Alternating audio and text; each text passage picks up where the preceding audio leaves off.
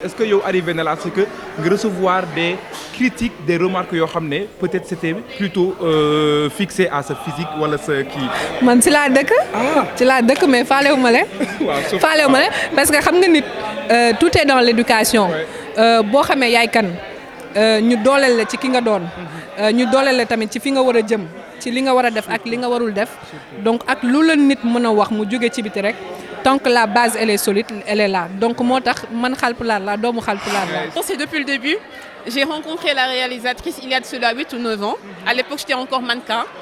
Je venais de finir un défilé et elle m'a interpellée. Elle m'a dit, vous avez un beau profil, je vous verrai bien dans mon film que je suis en train d'écrire. Après, nous avions échangé de contacts, puis nous nous sommes perdus de vue. Et 9 ans après, on m'appelle pour un casting. Arrive 9 ans après, arrive la boîte de production. Je la vois et voilà. D'abord, est-ce que dans la vraie vie, tu es xeesal ou pas? Non, naturel. Naturel. Oui. Est-ce que tu es fier aujourd'hui de taxaw ne naturel nga? Bien sûr. Je suis très fière de moi parce que gis naa ñu bëri ñu bëgg def am suñu temps mais man tout le temps je me dis que nit ki dafa war a am confiance ci moom parce que man maa ngi dama xees mais j'adore les teint noirs. Super. Je te jure hein. Super. Je les adore de fou. Genre damay tooñ sama xëy na ay diamants noirs. Ça sort carrément de l'ordinaire parce que nous avons l'habitude de voir des scènes d'amour, voilà, des relations, voilà, romance. Ouais. Mais là, on montre carrément, on a touché un sujet très sensible, c'est-à-dire la dépigmentation. Surtout. Mais on n'a pas attaqué clairement, on n'a pas clairement parlé là-dessus. Le film ne juge pas en fait. Exactement, le film. Excellent parce que je ne me suis pas ennuyée, alors que souvent peut-être il y a des films yoo xam ne ça bat un peu de l'aile parfois mais ça a tenu les gens en haleine jusqu'à la fin. Je pense que fin bi xaw nañu bett ñun ñëpp bi muy yegsi parce que tu te dis bon peut-être il y a des mais ça a tenu en haleine et voilà et puis le rôle principal il a bien géré, c'est pas un rôle facile à jouer parce que non seulement film yi le Sénégalais yi di xaar comme ça nit ñi mën di ñëw salle en famille seetaan ko et je conseille à tout le monde de venir en famille voir ce film. Voilà, il dit des choses très intéressantes avec voilà une certaine légèreté, accessible à tous, à l'enfant, sans frustrer les gens et tout. Et le message il est très fort. kër ga laa daa nekk kuy dépigmenté wu ma lay sermonné ba yàlla def tey ñun film boo xam ne on m'a donné l'occasion de l'amener dans le monde entier tey man sag la ci man ma def film représenté Sénégal ci 4 festivals yu bokkul ci monde bi ba gagné ci prix meilleur acteur gagné ci appréciation FESPACO festival boo xam ne il ne parle jamais des acteurs c'est souvent les films donc waaw ça c'est une fierté. Salam alaikum tout le monde. Alors on se retrouve encore fii ci Cinéma Pathé et cette fois-ci c'est pour le film Timpi Tampa bien sûr qui pose une cause noble di xeex lépp luy artificiel lépp luy superficiel muy xeesal pose ñiy yokku fes yi et tout ça. Alors on a assisté à l'avant-première et maintenant on y est aujourd'hui pour les impressions et on peut pas commencer ça sans pour autant interviewer les acteurs et les actrices qui ont fait le film, qui ont joué et aujourd'hui qui ont également été là à l'avant-première. On a Diarietou Bamba dans le rôle de Aminata, non? Maïmouna. Maïmouna. Dans le rôle de Maïmouna. Comment tu vas? Ça va très bien et toi? Ça va super bien. Après avoir visionné le film et puis après que je sois vraiment satisfait et puis fier. Et toi, bon, ton premier mot, salutations. Bonsoir à tous, je suis déjà très contente d'être là et très contente de voir tout ce monde-là qui ont vraiment aimé ce film. Franchement. Ouais. Et toi, qu'est-ce que tu as vu dans le rôle de Maïmouna et puis qui t'a poussé à l'accepter? Tout d'abord, je vais commencer depuis le début. J'ai rencontré la réalisatrice il y a de cela 8 ou 9 ans. À l'époque, j'étais encore mannequin. Je venais de finir un défilé et elle m'a interpellée. Elle m'a dit, vous avez un beau profil, je vous verrai bien dans mon film que je suis en train d'écrire. Après, nous avions échangé de contacts, puis nous nous sommes perdus de vue. Et 9 ans après, on m'appelle pour un casting. Arrive 9 ans après, arrive la boîte de production. Je la vois et voilà. Ouais, comme ça s'est fait. Et j'étais venue, vu que j'ai un côté garçon manqué, je viens en jean oversize, en chemise, en basket. Et c'était vraiment... Le profil de Maïmouna, il a un caractère un peu corsé, un peu fort et un côté assez réservé. Voilà, ce sont ces traits de caractère-là qui m'ont séduit dans le personnage de Maïmouna. Aussi le fait qu'elle essaie de sortir de sa zone de confort, d'aller de footballeuse à Miss, vraiment pour combattre la dépigmentation. Déjà dans ma famille, les femmes sont très claires de peau, comme tu viens de le voir. Il y a ma soeur qui est là, elles sont claires, elles ont de grandes formes. Okay, donc réellement c'est ta sœur? Oui. C'est ma petite sœur, sa maman c'est la petite sœur à ma maman. Et dans ma famille, les femmes elles sont claires et elles ont des rondeurs. Je suis la seule foncée. Au début, ça me faisait problème. Pourquoi je suis mince? Pourquoi je suis foncée? Mais après, j'ai compris que voilà, tout ce que l'on appelle imperfection n'est que beauté, que ce soit les brèches, les fossettes, les formes, la finesse, les bourrelets, tout est beauté. Tout à fait, tout est beauté. Et puis la beauté, elle est relative. Elle est relative, ouais. Lépp mu ngi dépendre si ku nekk nu ngay définir sa beauté. Et tout. Et qu'est-ce que ça t'a fait de te retrouver dans ce film et puis d'en arriver là? Bah, très contente. Je suis très contente et très fière. Super. Vraiment. Super. En tout cas, félicitations pour ton rôle et puis on espère te retrouver dans d'autres films, Inch'Allah. Inch'Allah. Merci. Merci beaucoup, Bamba. Alors, elle, c'est Fatima dans le rôle de Aïcha, n'est-ce pas? Oui. Ñu ngi lay nuyu. Maïni Faye. Hello, comment vous allez? J'espère que vous allez bien. C'est Aïcha, alias Fatima. Alias Fatima, mu bokk ci team Claire ci biir film Timpi Tampa. D'accord, d'abord, est-ce que dans la vraie vie da nga xeesal ou pas? Non, naturel. Naturel. Oui. Est-ce que tu es fier aujourd'hui de taxaw ne naturel nga? Bien sûr. Je suis très fière de moi parce que gis naa ñu bëri ñu bëgg def am suñu temps mais man tout le temps je me dis que nit ki dafa war am confiance ci moom parce que man maa ngi dama xees mais j'adore les teint noirs. Super. Je te jure hein. Super. Je les adore de fou. Genre damay tooñ sama xëy na la ay diamants noirs je les adore en fait. Ouais. Man teint boobu doo sonn genre yéen xamoon nañ jigéen bu xees mu bëri ay problème ay picc lépp ay feeñ ci moom il peut pas comprendre ça exactement. Donc mieux vaut genre ngeen assumer seen bopp parce que xeesal yi ngeen def après genre da leen di indi après ay plus de problèmes que d'habitude te day togg seen exactement comme yaay si feebaram genre am da lay ñaawal après nga am ay fii ay noir fii xees timpi tampa exactement. Bien sûr. Et aujourd'hui, j'espère que tu es fier de te retrouver dans ce film qui sensibilise, qui éveille les consciences. Bien sûr, genre là, pour te dire vrai, je suis fière de moi mais je suis fière de nous tous. Parce que genre on a assuré dans le film et le film c'est pas un film genre qui n'a pas de sens. Soo xoolee am na humour. Genre le film il parle voilà am na romance, il parle de confiance en soi, il parle de beaucoup de choses. Venez le regarder, il est très important hein, vraiment. Et il faut dire que le film continue toujours d'être disponible ici au cinéma Pathé. Bien sûr, il est toujours disponible au cinéma Pathé. Boo leen ñëw dama leen fekk ba seen kër jël si leen. Effectivement, dama leen jël si hein. En tout cas, merci beaucoup et félicitations pour ton rôle. Merci. Merci. Au revoir. Alors là, on est avec deux éléments de la team Claire bien sûr et éclatante. Dans le film Timpi Tampa mais d'abord l'actrice principale Fatima ñu ngi lay nuyu. maa leen di fay. Bonsoir. yaa ngi ci jàmm. Ça va bien et vous?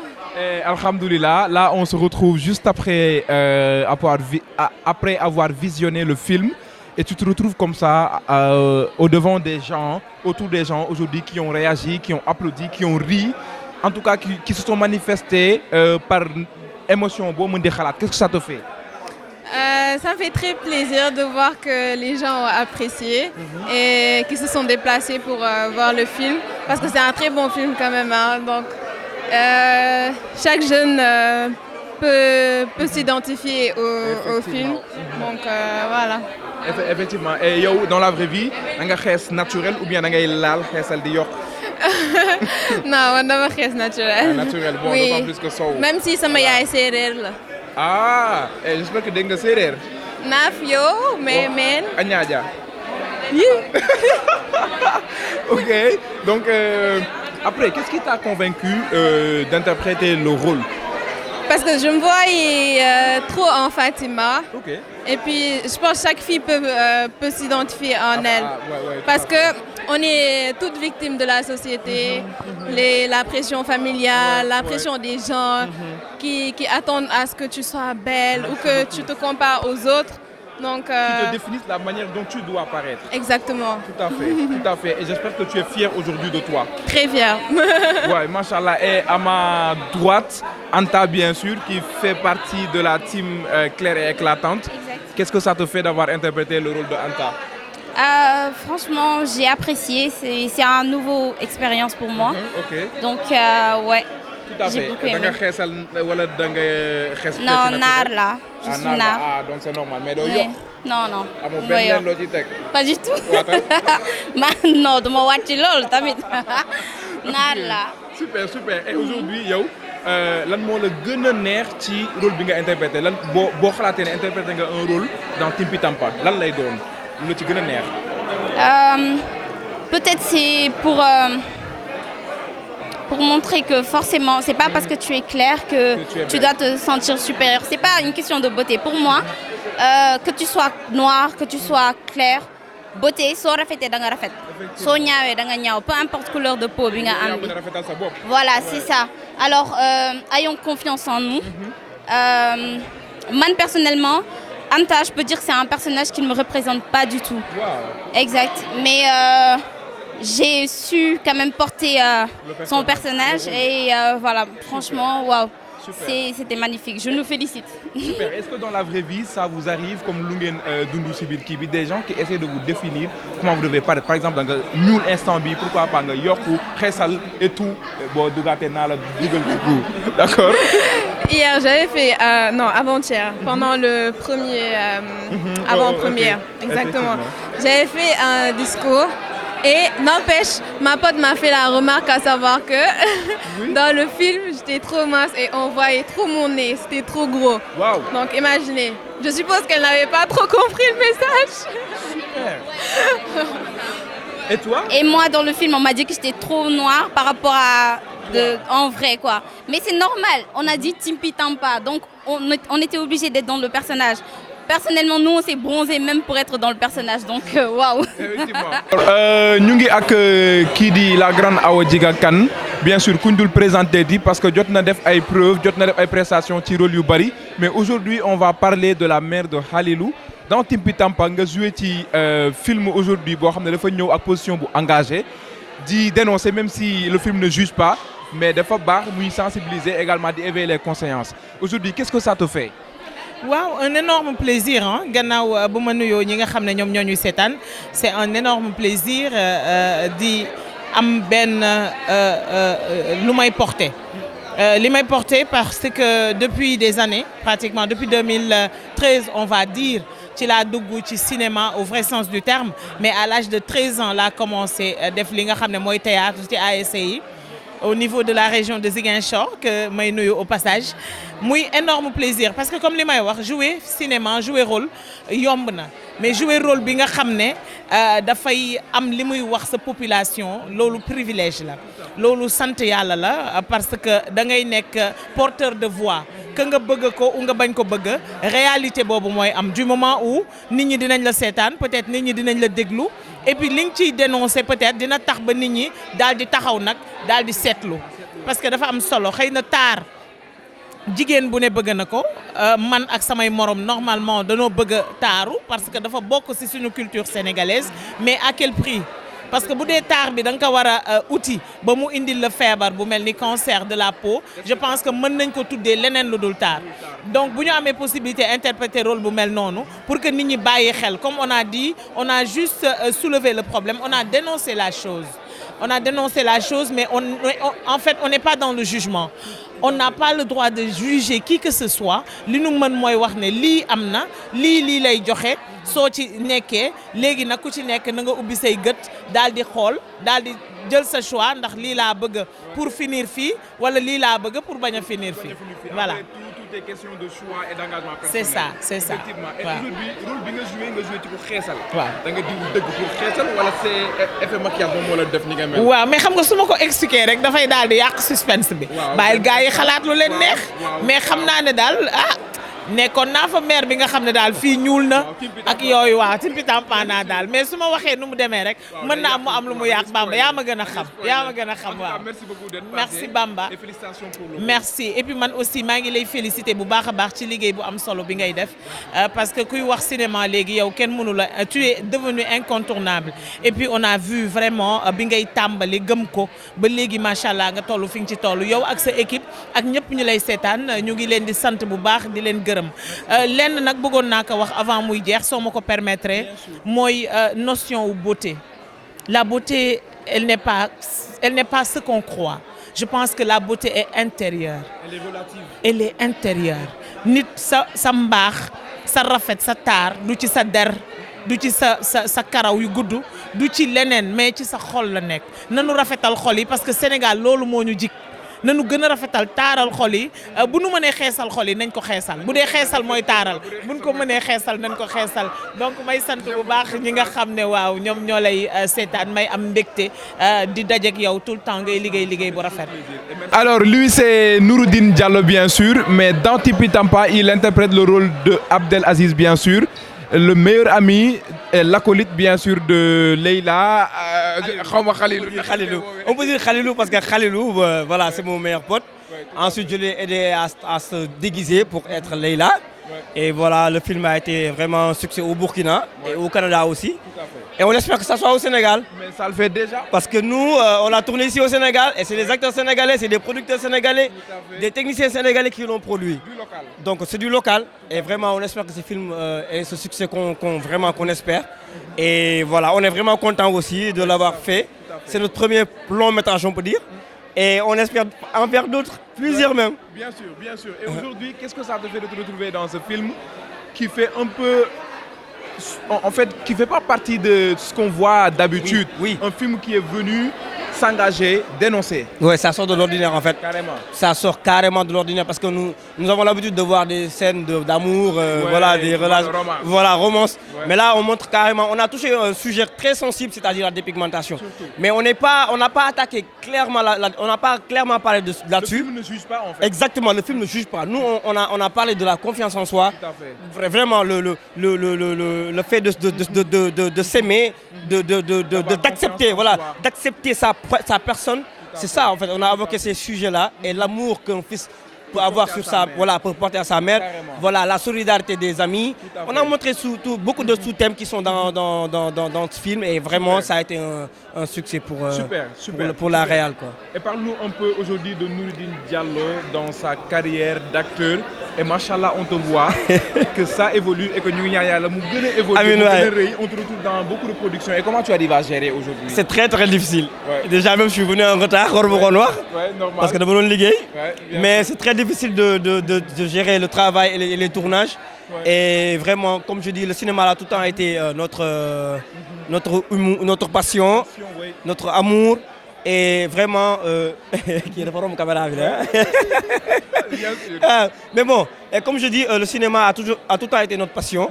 Et on arrive à jongler avec le travail, même si le cinéma prend le dessus, parce que nous sommes passionnés du cinéma. Bien sûr. Et actuellement, on est dans un projet avec Evenprod. Bien sûr, et Boromker. Et on attend. Non, ça promet. Ça promet, ça je vous le dis, hein, ça promet. Parce que même nous les acteurs, cette série nous touche en fait, même nous les acteurs. Non, bien sûr, parce que Evenprod, je pense, leur force aujourd'hui, c'est qu'ils touchent le public, qu'ils touchent la société. Ils entrent dans nos maisons, dans nos chambres, dans nos salons et nous parlent. Exactement. Et ce projet parle d'héritage et je pense que tout le monde est victime de l'héritage. Bien sûr. Et on voit ce que l'héritage aujourd'hui fait par rapport, les fléaux qu'il fait par rapport aux familles. La fissure. Donc on voit des familles se disloquer à cause de l'héritage. Alors là, on est avec la grande Mami Mbaye. Première question, est-ce que vous avez xéssal? Non. Mës na ñëw sa xel nga bëgg xéssal? Non, jamais. Di nga mës a xéssal? Jamais. Pourquoi? Encore moins aujourd'hui. Non, parce que il y a eu trop de problèmes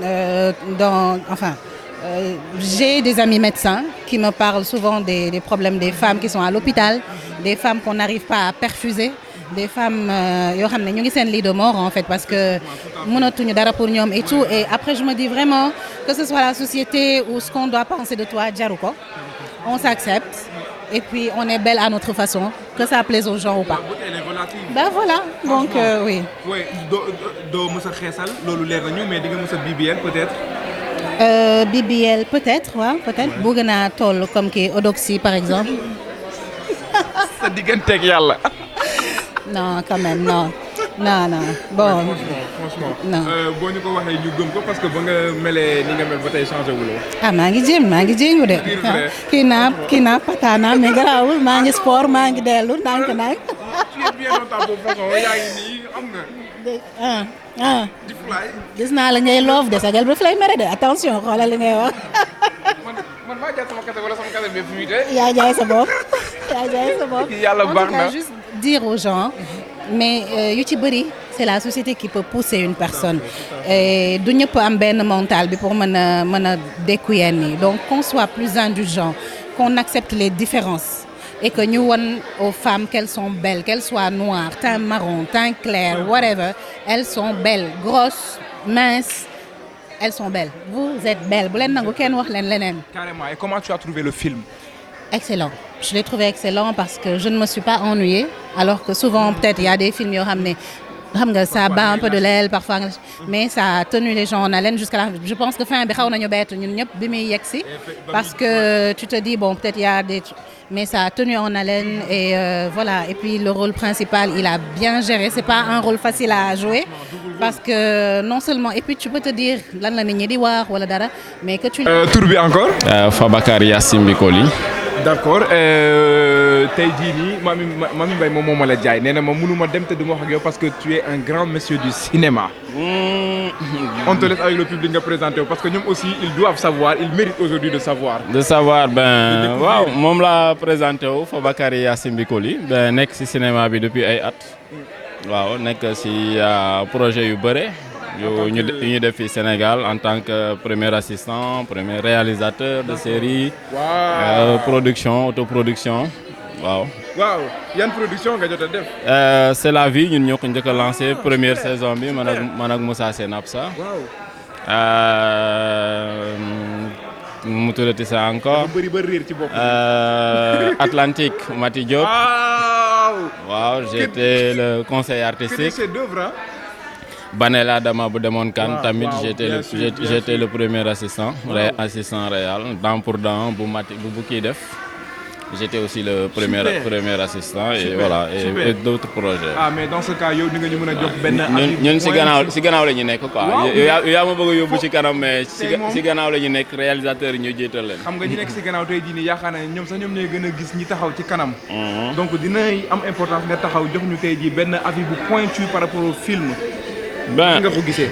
Avis bu pointu xaw ma ndax avis bu pointu lay doon je dirais juste que film bi seetaan naa ko Awaga ñëwaat naa andi jaboot gi yëpp pour ñu seetaan ko et bon ils ont tous aimé en fait film yi le Sénégalais yi di xaar comme ça nit ñi mën di ñëw salle en famille seetaan ko et je conseille à tout le monde de venir en famille voir ce film. Voilà, il dit des choses très intéressantes avec voilà. Une certaine légèreté, accessible à tous, à l'enfant, sans frustrer les gens et tout. Et le message il est très fort. Ben voilà, il faut qu'on produise des films comme ça, accessibles au public. On est avec la grande Gabrielle Kane. Misal minima. Misal minima baboyam. Hono mbadda, j'espère que ada jam. Jam tan min jetti Allah. Yo Allah yettu wadde. Alors elle, quand même, on commence à la découvrir, hein, je vais vous dire, dans le métier du cinéma. Je ne vais pas vous dire, mais bientôt, on en saura quelque chose. Et là, on se retrouve, Fiti Projection, je ne sais pas, oui, mais on va voir. On se retrouve, Fiti Projection, Timpi Tampa. Film boo xam ne tey jii je pense que ni neex na la parce que bu ñu la xamee ba tey changé wuloo ça tient nga garder et puis pas de chirurgie, pas de superficiel. Qu'est-ce que ça te fait aujourd'hui de te retrouver après l'avant-première de ce film? Non, mais c'est d'abord une grande fierté de venir, d'abord en tant que Sénégalaise et en tant que femme africaine, parce que c'est un film qui nous ramène à l'essentiel. Moi, li nga xamante ne nii suñu der bu ñuul bëgg roy nit ba yàq sa santé defe naa ne loolu ñun ñoo war a yee ñi nga xamante ne ñooy jigéen ñu nga xam ne ñoo nekk Sénégal et puis jigéen ñi nga xam ne quel que soit âge bi ñu am ñu won leen ne mën nañu rafet te duñu yàq seen wérgu yaram loolu c'est une grande fierté ñëw fii teewee événement bi et puis soutenir ñi nga xamante ne nag ñoo def film bi parce que loolu rek la ñu leen amel en fait. effectivement et tey bi nga seetaane film ba pare est-ce que par rapport ak personnage yi nga gis ci biir ñi nga xam ne aujourd'hui dañu nekk victime de la société ba tax ñu bëgg a soppi seen der soppi seen taxawaay soppi seen apparence est-ce que yow arrivé na la c'est que nga recevoir des critiques des remarques yoo xam ne peut-être c'était plutôt fixé à sa physique wala sa kii. man ci laa dëkk mais faalewuma leen. parce que xam nga nit tout est dans l'éducation. boo xamee yaay kan ñu dooleel la ci ki nga doon ñu dooleel la tamit ci fi nga war a jëm ci li nga war a def ak li nga warul def donc ak lu la nit mën a wax mu jóge ci biti rek tant que la base elle est solide elle est là donc moo tax man Haalpulaar la doomu Haalpulaar la donc même su ma xeesalul komi joddo mënuma si dara an ka joɗɗo ha kempinɗa min mi yi ani gonɗo pullo walla jiiduɗo e pullo gonɗo ngari jolfuɓe mbi rafet dëgg ci pulaar la donc ñun dañuy rafet te duñu xeesal di aussi encourager ñi nga xamante ne ñooy ñi def film bi et puis xale yu jigéen ak femmes sénégalaises yi qu'elles aillent s'approprier ce film qui est une identité de ce que nous sommes et une identité de la couleur de peau que nous avons parce que tey ñun ñi ngi bëgg a xees mais tubaab yi ñoom it ñi ngi bëgg a bronzer comme ñun ñu ngi bëgg bronzer parce que bu ñu exactement ñun la ñuy ñëw ñun ñu ñuul ñi exactement naaj bi war voilà donc il faut que ku ci nekk ci ñun rek nga am fierté ci li nga doon et puis gëm sa bopp loolu rek moo fi nekk c'est ça hein? Et maintenant ñu ngi xam naa quand même dinañ la découvrir très bientôt ci cinéma bi déjà que commencé nga jot ngeen filmer tourner film bi et tout ça je sais pas série bi donc naka la intégration bi ñëwee c'est par passion ou bien par circonstance non mais tu sais moi au fond des choses je suis une artiste dans l'âme j'ose maintenant le vivre et j'ose maintenant l'assumer mais c'est une série qu'on a tournée dans la même thématique des droits des femmes foofu tamit ñi ngi traiter sujet dépigmentation bi mooy maanaam xeesal bi donc c'était aussi pour wax nit ñi ne il faut que société bi li ñuy dund ak bunduxataal yi ñuy bunduxataal jigéen ñi ci seen poids ci seen gàttaay ci seen njoolaay ci seen xeesaay wala ci seen ñuulaay loolu ñu jël ko teg ko fële gëm suñu bopp en tant que jigéen et faire des choses en tant que femme et s'amuser c'est tout simplement ça. On se retrouve avec le producteur Omar Sall moom moo produire le film Timpi Tampa bien sûr ñu ngi lay nuyu. Grand Omar. maa ngi lay fay bu baax di rafetlu taxawaay bi vraiment di rafetlu taxawaayu public bi ni ñu nangolee film bi mu nekk film boo xam ni dafa am solo mooy sénégalais yi dañ ko doon xaar ñi ñëw indil leen benn modèle boo xam ni dañ siy gis seen bopp film boo xam ni d'abord pour ñun la avant muy neex keneen di traiter ay problèmes yoo xam ni dafa am solo di leen traiter subtilement mais aussi di def lumière ci ay talent ay jeunes acteurs ak jeunes réalisatrices tey yoo xam ni àdduna bi dinañu gis seen xarañte gis ni ñu téye film bi gis niñ ko porté. Effectivement yow tey nga nekk producteur bi et tout à l'heure dama am ñu ma interpellé et ce qu'ils m'ont dit c'est comme quoi que lu ma yàgg di wër la di ko door a gis est-ce que vous vous attendiez aujourd'hui à ce genre de réaction à ce genre de retour. waaw am na xam nga man def naa ay film yu mag yoo xam ni wër nañu àdduna bi waaye bii dafa am beneen particularité d'abord li ci gën a am solo mooy Adama moom miñ ko defal xamul fudul Sénégal dañu jël engagement bu nga xam ni dañuy nangu accompagner ndaw yi nangu investir ñoom jàppale leen mais booy investir aussi da ngay xam li ngay def kon film bi mu egsee rek laa gis solom gis ni dafa amal nit yi njëriñ dafa amal Sénégal njëriñ dafa amal ndaw yi njëriñ mais dafa amal industrie cinématographique njëriñ parce que pour man film bi révolution industrielle la ndax dafa am beneen forme écriture ak beneen forme façon bu ñu war a produire suñuy film ak suñu économie amuñu revenu cinématographique yu mag mais ñu xool lan moo gën a adapté wu ak ñun ñu war di ko def aussi trouver manière bu nga xam ni bu ñuy wax industrie cinématographique c'est une industrie répétitive soo koy di tourner waat di jox talent yi seen chance di leen may ñu jouer moom mooy jur lu mel nii moo tax engouement bi am mais engouement bi dafa am ci film boo xam ni dafa am njëriñ li nag mooy képp ku ko xool di nga ci gis sa bopp dañ siy gis suñu bopp ndax réalité yi suñuy biiri kër la nekk waaw réalité yi suñu biiri kër la nekk effectivement alors bi ñu jotee seetaan deuxième séance bi ba am na ñuy waaj a dugg pour troisième séance bi actuellement ak ni nit ñi di réagir dans les salles ni ñu koy réagir dans les coulisses et tout lan la lay def mais mbégte la vraiment loolu la ñu bëggoon mooy maanaam ñoom approprié wu nañ ko mooy jël nañ ko pour seen film gis nañ ci seen bopp loolu lay teg gisoo camp yi clair yi aussi c'est une opposition idéologique film bi parce que ñaari camp ñoo fi nekk camp bu nekk ak ni ngay gisee taar ni ngay gisee rafet jugé wuñu kenn parce que kenn xamul lan moo tax kenn xees wala lu tax kenn naturel wala naturel man ainsi de suite waaw du jugement vraiment nekkuñu ci jugement du point de vue réalisatrice bi la Adama ñi koy féliciter aussi ci liggéey bi ñun daal suñu warugar moo doon taxawu ko jàppale ko ba film bi comme ni ñuy dimbalee ñi nga xam ne am nañu yeneen i pexe moom amul beneen pexe bu dul Sénégal ñi dimbali ko taxawu ko muy un cinéma souverain bi nga xam ni moom mooy suñu cinéma te yàlla def na que ni le message est universel parce que problème yi ñu ci traité maay ay star yu bëri loolu yóbbu na leen ak leneen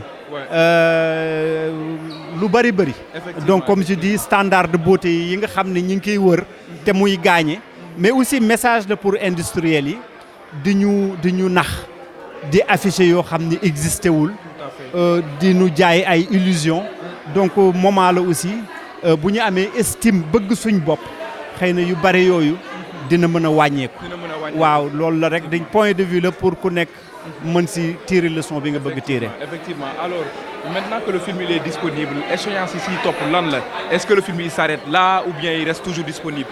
waaw le film tey fi ñuy waxee mu ngi si juróom-ñaar fukki salle diggante Afrique ak Europe ak France Paris yeneen dëkk yi film bi ngi génn bëgg waa du Loup mu ngi dem foofu distribution bi dina egg États-Unis parce que à Harlem de jël nañ ko danañ ko diffuser ci benn festival comme ni ko festivalu benn festival bi ko jël non Fespaco jàll na fa bu Lausanne festival Lausanne Suisse jël na ko également donc mi ngi def bonhomme de chemin mi ngi def ay performance pour suñu réew di wane aussi xarañte créativité wu ndawu Sénégal yi donc mooy ku nekk rek da ngay góorgóorlu rien n'est impossible ku ñu jàppale rek nga dem ñi fi feeñ ñëpp bu ñu tudd seen i tur ñeen di fi ndam dañ leen jàppale woon jàppale googu nag mën nañu continuer di ko defal ndaw yëpp loolu mooy suñu mbégte tey.